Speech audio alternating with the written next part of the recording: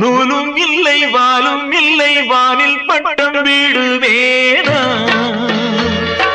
நாதி இல்லை தேவி இல்லை நானும் வாழ்வை ரசிப்பேன்